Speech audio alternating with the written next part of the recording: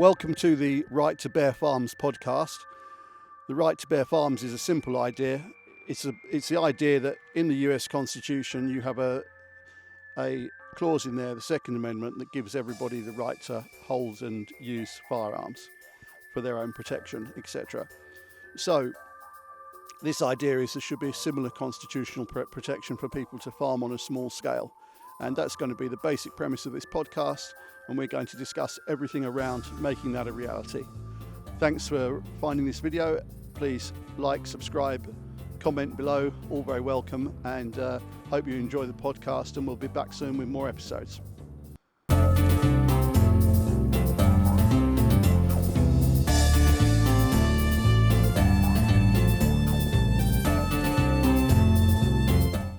So this is the introduction of the podcast, A Right to Bear Farms, and this is the first episode explaining what we're going to be doing going forward in this podcast, and it's called Keep Calm and Move to Romania. Okay, so the subjects are, first subject for you, why are Romanians returning to Romania? 3 minutes, go. Okay, so most of them went abroad seeking higher salaries, higher income, because Romania's economy was quite bad 10, 15 years ago. And most of them are coming back because things started to go a lot better here. And I think they're kind of disillusioned with the Western dreams. So many of them are rejecting the wokeness of the West in the late couple of years. And Romanians are pretty feminist. I mean, family is a really big deal for them, so they kind of try to protect that. And I think woke culture threatens the family at first. So basically that's why, in my opinion. Okay. All right, well, I'm going to ask myself the same question about why Westerners are moving here. And from what I can see from the people I talk to, it's kind of interesting because it's exactly the same issue you're talking about, all this crazy woke culture, as we call it, or neo-Marxism, or whatever you like to call it. It's partially that, but also I saw that quite a lot of liberally minded people want to get out of the West for similar reasons, which is interesting because they kind of voted for it. But anyway, so we're from what I can see from the people I talk to who contact me, people just want somewhere that's safe where they can raise a family and be left alone, And I think people really are getting into this idea of being more independent. I think COVID spooked everybody.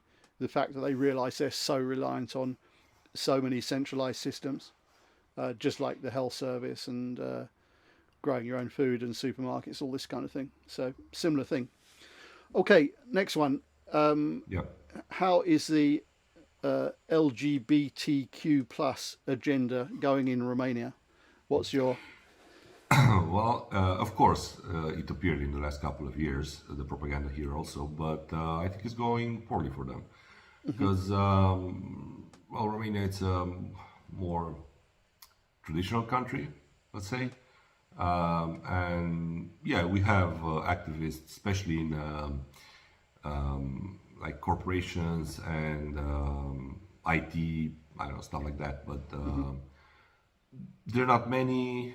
They're vocal, of course, like everywhere. But for example, when anything like that tries to be pushed in a school or something, parents instantly push back, pretty hard. So that would be a good... it has zero success until now, I mean, everything that was done without the knowledge of the parents, because at the first glimpse, parents reacted, And the next subject actually was related to that one, is how's the whole multiculturalism agenda going here as well? Because as you know, this has been heavily pushed in the Western world, and I saw some signs of things like that starting to be pushed here, but I'm curious what's happened with that. I mean, I don't know how to explain this. I think that's not going on either. Multiculturalism in the West is the idea that everybody from any country should be able to come into your country and everybody should live happily together and everything should just work nice and smoothly. Oh no, the Romanian state doesn't work that way. I mean, to get Romanian citizenship and it's crazy. I mean, it's crazy difficult. I mean, if you're from the West, it's easy, but if you're from somewhere else, it's almost impossible. I mean, for example, when the 2015 refugees crisis started, and at the beginning Romania refused, the pressure of Germany accepted like 3,000 refugees, and well, on paper. And after a couple of months, 6 months or so, the Germans said, "Okay, how many did you get in?" And our government replied, 6. That was the amount of number they've managed to clear in 6 months. You know, like, well, Yes. they don't have papers. What can we do? You know, so we had This is the German pretty big government bureaucracy that, you know. This is the German government that turned off their perfectly good nuclear power stations, right? Exactly the same one. Yeah. Yeah, I'm curious why anybody would listen to them at all about anything at that point. Okay, next one. Freedom of speech in Romania. How is freedom of speech protected here? My personal opinion on this, before you answer, is it seems pretty strong. Well, it's weird because the state, being Eastern European, still has some ways to get you, but they never use that on private citizens. They use that between them, you know, in politics. So. Of course, you can say whatever you want. If you say something racist, there will be an inquiry. But if you're a public person, other than that, I mean, and of course, anybody can sue anyone, like in any normal society. For defamation. Yeah, exactly. Yeah, so you have to prove a loss, basically. Exactly. If you can't prove that, then you don't get anything. So. Yes. So basically, you can call me stupid. I can call you stupid whenever we want. Nobody cares, you know, or Okay. whatever. I made a note of that. Yeah. So, you know, pretty open on this part. Okay. Yeah, we have a lot of jokes between us. So. Right. How is the situation with farming and homesteading in Romania? What would be someone who wants to come here and set up a small homestead? How would you say Romania is suited for that? In a lot of parts of the country. So basically, there are like 3 major areas. The south, where mainly are plains. It's large-scale agriculture, you know, and large corporations try to mass the land in huge lots, like thousands of hectares each, you know. So it's easy for them to work with. But if you want, as a private citizen, to start a farm, that should be the foothills of the Carpathians, basically, and Transylvania. Yes. Where the big corporations, because of the geography and the topology of the terrain, they didn't have an interest to mass land, you know. Yes. So you have a lot of free land that you can buy. The climate is better. I mean, you're not influenced by droughts and stuff like that. So it's pretty easy. I mean, I don't know exactly all the restrictions for foreigners, but I know that if you have a company, you can buy land on the company, a Romanian company. So you come here, you start a company, you buy the land on the Romanian company, and that's it. It's basically your own, right? You can work. And it differs from country to country because it's one set of rules for EU citizens, one set of rules for UK citizens. For example, UK has treaties with Romania, another set of rules for Canadians, Americans, and stuff like that. So it depends from case to case, but it's not difficult. Okay, good. Just a reminder for anybody listening, we're going through a list of what we're going to be covering in this podcast going forward. So this is basically an index of the subjects. Anybody who's interested in what we're doing and enjoys this so far, feel free to contact us and ask questions and suggest other subjects we can cover. So on to the next one. Can you own weapons in Romania, like firearms? So hunting rifle, gun to protect yourself, your property, that kind of stuff. What's in a minute or so? What's the basic laws with that? So Romanian laws are pretty restrictive when it comes to owning a weapon, but it's not impossible. So in order to have a rifle, basically, right? you need to be a hunter to have a Yes. hunter license. That means that you need to make some courses, get into a hunting association. So Of course, it's you need. possible but hard, basically. Exactly. There's a Yeah. set of rules. In order to have a pistol, it's easier, but you're not allowed to have a pistol with little ammunition. So you'll have like with those type of rubber bullets that the police uses in riots, right? Yes. Okay. But if you are a hunter and have a gun, I don't know, a hunting rifle at home, and you're attacked, you can use that if you can say, okay, this was my last resort to defend myself. So Yes. and So if three it's the guys same come as with an axe to kill you, you can use it, of course. it's the same in the West that you have to. It's going to end up in court, and it's going to have to be reasonable Yes. force. Exactly, and the court will decide it was okay or not. But usually, if you're in self-defense, it means that you don't shoot a guy in the back, right? That's not Yeah, self-defense sure. anymore. Yeah. Yes. If you want to build here, a quick couple of minutes on building regulations. Okay, so this is a little bit more complicated because of the bureaucracy, right, in Romania. But a short description. So basically, there's a PUG. It's called. It's like a type of planning that the city council or the municipality of your What's it wherever called? you PUG. Oh, It's the public, general urban plan. Yeah, that's the PUG. Yeah. general urban planning, Correct. which is done by the city hall, basically, right? So Yes. they are the ones that, with that, you can put into the city's limits. For example, agricultural land, right? You can put that. Like, I can explain this actually.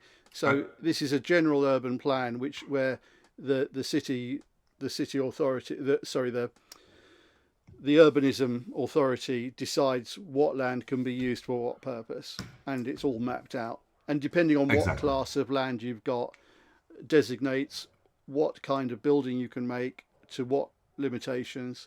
And from what I understand, it's possible also to build on agricultural land and to live on Yes. agricultural land, but with fairly strict limitations on how permanent that building is. So I think Exactly. you could. Yeah. Okay. All right. This is actually. Okay, so this no, is a, this is a this is a this is a complex. longer subject, but this is a complex subject. But just to be clear, so basically the town hall makes a general plan, right? If we are talking about building inside the city limits or a village or something like that, then you need to make PUZ, which is a zonal urban planning area, which you can make with an architect and your neighbors or whatever, right? On that, the municipality has to approve what you can build, right? You make a plan. I want to build this. They say, yeah, it's okay, and that's it. Then you get all the permits and you can build stuff. That's inside the village. Outside, as you said, you can build stuff. It all depends on the way it's going to be built. So basically, this is this will be the subject of, I think, one or two podcasts. I'm going to jam through some of these other subjects, tell you what I think, and then you tell me if I've got the idea basically correct. Okay. I think it's going to be quicker like that. So, for a residency permit, there are many options, but from what I understand, if you're an EU country member or a Western country, typically you just need to set up a company here or buy a property here or get married here. One of these is an option, but Yeah, there's not the too fastest much. one. It's not a serious cost involved, and it's not No. hard. You know, it's not something that's a big barrier. You're totally right. It's pretty easy to do that. So, for someone coming to Romania, a foreigner, I'm thinking that one of the questions people ask is, what am I going to do when I get there? How do I make money? And my advice to people is find something you can do online, find something you can do outside the country, like work in sales online or something like that, earn your money outside the country and spend it here. I think that's the best, simplest option for most people. Would you agree with that? Yes, if they have the connection abroad and get a better salary there, yes, that's totally fine. But I know a lot of people, especially from other Latin countries like Italy, Spain, so Spanish and Italians, who came here and started businesses. Yes. Of course, the language helped because it's like 80% similar. I think the mentality is similar as well. Yeah. I think I think that's fair, though, isn't it? I think the Latin, Spanish and French people and Romanians are thinking in a similar way. Yes, they're like the largest immigrants in groups in Romania. Yes. If you have a tradesmanship, or how do you call it? A practical skill. Yeah, Yeah, you like can use you're, that also you're a because plumber it's a or deficit. Electrician or what? Yeah, Yeah. That's a good point. It's actually, a deficit of that. It's a deficit of. Yes. But then you need to live in a city mostly, Yes. right?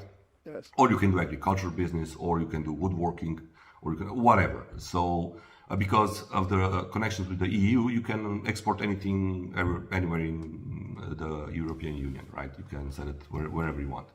Okay. So why do you think Romanians are so? This is the next question, by the way. Why do you think Romanians are so defeatist and negative about everything? And if I'm being unfair, tell me. No, you're not. It's. I mean, I think they've got used to seeing just the empty, the empty half of the glass, and the political class helped a lot, unfortunately, with this. There are generational changes, and just now people and entrepreneurs start to arise that are not related to the communist time and to the period after, and there are people who build their businesses from the ground up on their own, with their own money, with their own brains, with their own hard work. So I think now the society, well, not now, a couple of years ago, started to change a lot in this direction, and then, but it depends on the access of each person, access to information. For example, right? Why would you go to work from, I don't know, a county of Romania in the southern Romania? Why would you go to work in Italy for 2,000 euros, right? When you can do the same thing in another city, in another large city of Romania, right? The same amount of money and easier work. Why would you do that? I mean, Yes. and you would be just, I don't know, a couple of hours away from your house with a bus or train, right? Yes. So I think they that's still think that's that, very achievable now. I don't think that was the case 10 years yes, ago. I yes, think it wasn't 10 years ago, but they still think that it's the same case, and it's not. it's you know? not. No, Yeah. I know a lot of people now that are earning 2 or 3 grand a month on IT jobs, And not only that, several that construction. work. Yes, sure. For example, plumbing, So- electricians. So I know electricians that earn 5-6 grand a month in Cluj. Yes. And